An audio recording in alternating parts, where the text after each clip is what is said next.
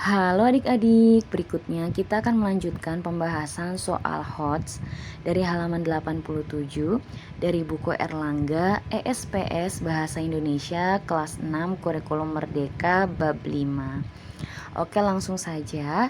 Bacalah kedua teks berikut dengan saksama. Setelah itu jawablah pertanyaan-pertanyaan yang diberikan.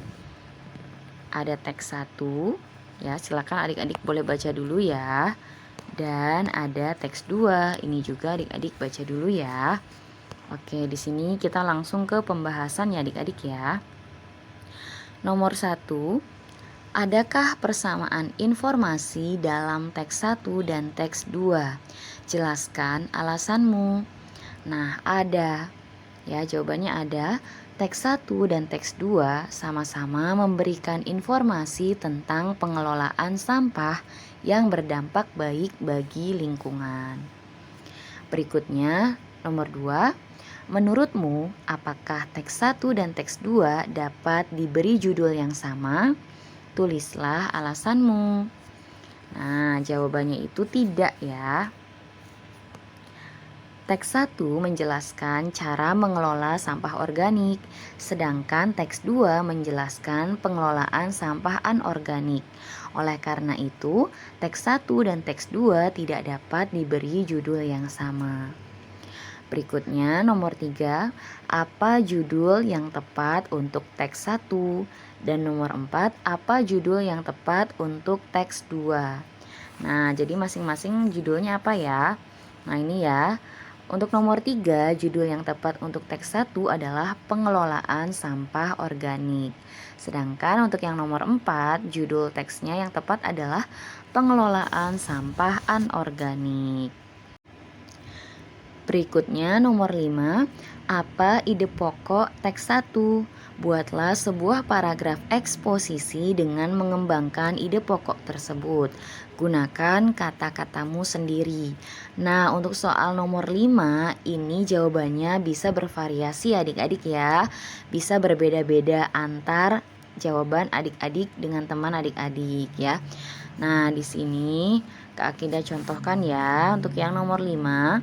Untuk ide pokok teks 1 itu ya adalah mengatasi sampah organik dengan membuat biopori. Nah, untuk paragraf eksposisinya ini contohnya. Adik-adik boleh banget kalau mau mengembangkannya yang lain ya. Nah, di sini teks eksposisinya contohnya itu masyarakat ya dapat membuat biopori untuk mengatasi sampah organik. Buatlah biopori di pekarangan rumah. Biopori berupa lubang di tanah yang berfungsi sebagai tempat resapan air. Timbunlah sampah organik dalam lubang tersebut. Adapun sampah organik dapat berupa sisa-sisa makanan, tanaman, dan sebagainya. Dalam biopori, sampah-sampah organik akan terurai dan lama-kelamaan menjadi pupuk.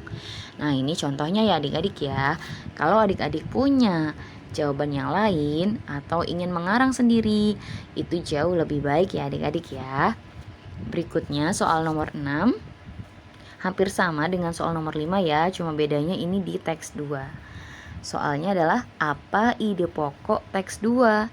Buatlah sebuah paragraf eksposisi dengan mengembangkan ide pokok tersebut. Gunakan kata-katamu sendiri. Nah, ini juga bisa bervariasi ya adik-adik ya jawabannya. Nah, di sini contohnya itu ini ya. Untuk ide pokoknya dulu nih. Ide pokok teks 2 itu membuat barang yang memiliki nilai jual guna mengatasi penumpukan sampah anorganik. Nah, untuk contoh teks eksposisinya atau paragraf eksposisinya ini ya.